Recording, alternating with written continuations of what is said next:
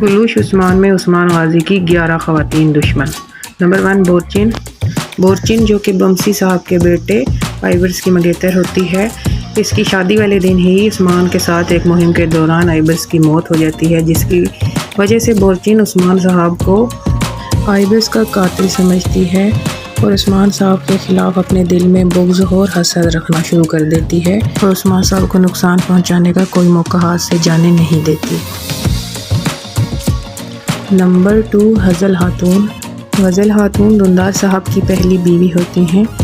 غزل خاتون بظاہر تو عثمان صاحب کے ساتھ ہوتی ہیں، لیکن اندر سے عثمان صاحب کے خلاف سازشیں کرتی ہیں۔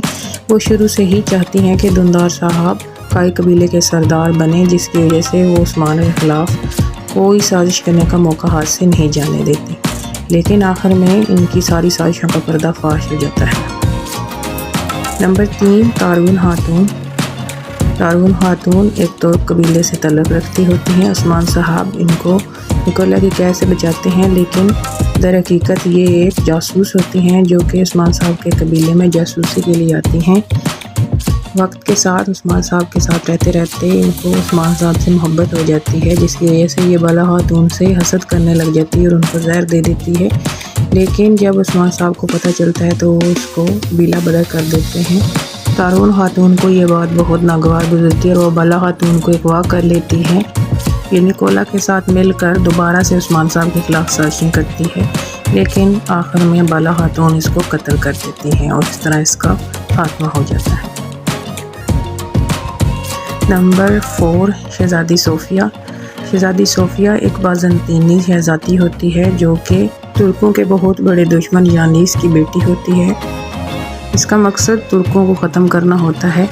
یہ شیخ ادب علی کی بیٹی بالا خاتون کو بھی اغوا کر لیتی ہے اور اس کے ساتھ یہ منگول کمانڈر بالگائے کے ساتھ بھی معاہدہ کرتی ہے اور مل کر عثمان کو ختم کرنے کا پلان بناتے ہیں، لیکن ان کا منصوبہ ہر دفعہ ہی ناکام ہو جاتا ہے۔ اس کے علاوہ یہ اپنے ہی شوہر تیکفور کو بھی قتل کر دیتی ہے اور اس کا الزام عثمان صاحب پر لگا دیتی ہے۔ اس کے بعد یہ کچھ ایسے سپاہی تیار کرتی ہے جن کو ایک خاص قسم کا زہر پلاتی ہے جو عثمان صاحب پر حملہ کرتے ہیں۔ ان فوجیوں کو جتنی دفعہ بھی مارو وہ دوبارہ زندہ ہو جاتے ہیں، لیکن عثمان صاحب وہاں سے کس طریقے بچ جاتے ہیں۔ یہ منگول کمانڈر سوبوتائے کے ساتھ مل کر عثمان قبیلے پر حملہ بھی کرتی ہے، لیکن اس میں بھی اس کو ناکامی ہوتی ہے اور بالآخر عثمان صاحب اس کا خاتمہ کر دیتے ہیں۔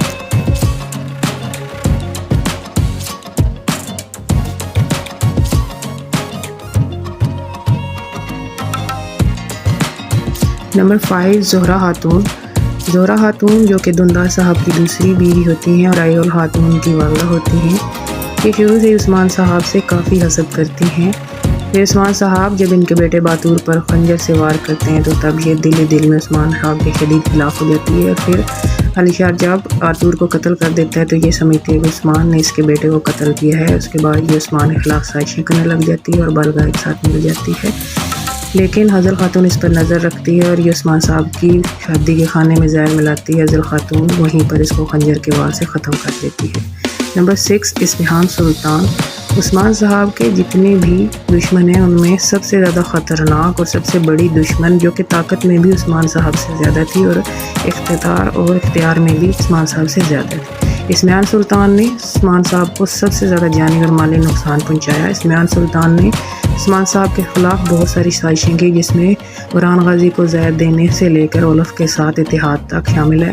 اولف کے ساتھ اتحاد کر کے عثمان صاحب کی قرارگاہ پر حملہ کروایا، جس کی وجہ سے عثمان صاحب کے بہت سے جنگجو شہید ہو گئے۔ عثمان صاحب نے اس چیز کا بدلہ اولف سے لیا اور اولف کو قتل کر دیا۔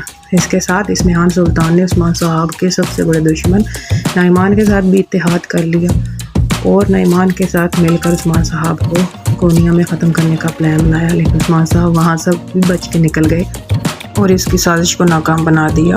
اصفہان سلطان نے شیخ ادب علی اور بالا خاتون کو بھی قید کر لیا، عثمان صاحب کو بھی قید کر لیا اور اس کے بعد کانتا کو زن اس کے حوالے کر دیا تاکہ وہ اس کو ختم کر سکیں۔ اس کے بعد معصوم اسما کا قتل بھی اصفہان سلطان نے ہی کیا اور الزام ملہون خاتون پہ لگا دیا اور اس کے خلاف مقدمہ چلایا، لیکن اس میں بھی اس کو ناکامی ہوئی۔ نعمان نے یعنی شہر پر اپنے نوکروں سے حملہ کروایا، لیکن اس میں بھی ان کو ناکامی ہوئی، تو تبھی نعمان نے عثمان صاحب کو کھلی جنگ کی دعوت دی جس میں عثمان صاحب اور نعمان مد مقابل آئے۔ اسی دوران غزن خان کا کمانڈر وہاں پہ آتا ہے اور نعمان کو گرفتار کر کے لے جاتا ہے، لیکن اسمہان سلطان راستے پہ حملہ کر کے نعمان کو آزاد کروا دیتی ہے اور چنگیز خان کی مہر بھی نعمان کو دے دیتی ہے اور بدلے میں عثمان اس کے خاندان کو ختم کرنے کا مطالبہ کرتی ہے۔ نعمان اپنے نوکروں کو ینی شہر پر حملہ کرنے کا حکم دیتا ہے۔ نوکر ینی شہر کو آگ لگا دیتے ہیں اور قتل عام شروع کر دیتے ہیں، جبکہ خود نعمان عثمان صاحب کی قرارگاہ پر حملہ آور ہوتا ہے۔ عثمان صاحب یہ دیکھ کر بہت حیران ہو جاتے ہیں۔ اس ساری جنگ میں بالا خاتون شدید زخمی ہو جاتی ہیں۔ اس کے ساتھ سلطان مسعود کو عثمان صاحب جب کونیا لے کے جاتے ہیں دوبارہ تخت دلوانے کے لیے، وہاں پر بھی اسمہان سلطان سازش کرتی ہے اور نعمان کو بلا کے عثمان صاحب کو گرفتار کر کے ان کے سر قلم کرنے کا فیصلہ کرتی ہے، لیکن بالا خاتون یہاں پر بھی عثمان صاحب کو بچا لیتی ہے۔ پھر اسمہان سلطان وہاں سے فرار ہو جاتی ہے اور آخری 4 الچیچوں کو اغوا کر کے چلتی ہے، لیکن اس جال میں شکاری خود ہی شکار ہو جاتا ہے اور اس طرح اسمہان سلطان گرفتار ہو جاتی ہے۔ نمبر 7 گوگچی۔ گوگچی جو کہ ملہون خاتون کے قبیلے سے تعلق رکھتی ہے اور ملہون خاتون ان کو اپنی خدمت کے لیے اپنے قبیلے اپنے ساتھ لے کر آتے ہیں۔ گوگچی خاتون شروع سے ہی ملہون خاتون کو بالا خاتون کے خلاف بھڑکاتی ہیں اور بالا خاتون کی تمام جاسوسی کر کے ملہون خاتون تک باتیں پہنچاتی ہے۔ اس کے علاوہ گوگچی غنچہ خاتون سے بھی شدید حسد کا مظاہرہ کرتی ہے اور ہر وقت یہ کوشش کرتی ہے کہ وہ غنچہ خاتون سے برتری لے اور قائلینوں پہ رنگ گرا دیتی ہے اور الزام غنچہ خاتون پہ آ جاتا ہے اور غنچہ خاتون کی سب کے سامنے بہت زیادہ بے عزتی ہوتی ہے، لیکن ملہون خاتون کو گوگچی پر شک ہو جاتا ہے اور وہ اس پر نظر رکھتی ہیں اور دوبارہ اس کو ایسا کرنے سے منع کرتی ہیں۔ گوگچی خاتون اسی حسد میں بہادر کے ساتھ مل جاتی ہے اور عثمان صاحب کی جاسوسی کرنا شروع کر دیتی ہے اور عثمان صاحب کو کافی نقصان پہنچتا ہے۔ بہادر کو جب پتہ چلتا ہے کہ ملہون خاتون کو گوگچی پر شک ہو گیا تو وہ گوگچی خاتون کو جنگل میں بلا کر ختم کر دیتا ہے۔ اسی طرح اس خوبصورت جاسوس کا خاتمہ ہو جاتا ہے۔